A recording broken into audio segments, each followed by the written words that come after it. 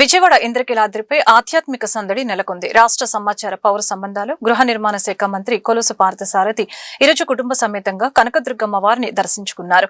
తన పుట్టినరోజును పురస్కరించుకుని అమ్మవారి ఆశీస్సులు తీసుకున్న మంత్రికి ఆలయ అధికారులు ఘన స్వాగతం పలికారు. రాష్ట్ర సమాచార పౌర సంబంధాలు మరియు గృహ నిర్మాణ శాఖ మంత్రి కొలుసు పార్థసారథి ఈరోజు ఉదయం ఇంద్రకీలాద్రిని సందర్శించారు.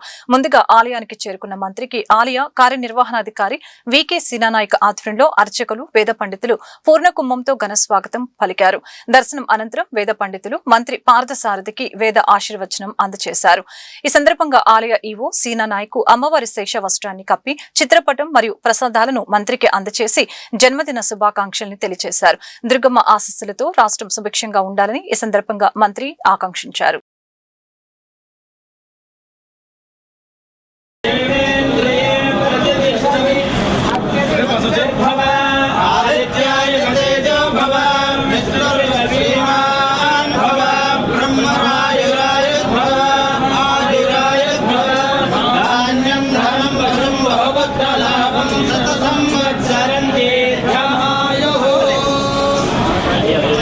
जन्मदिन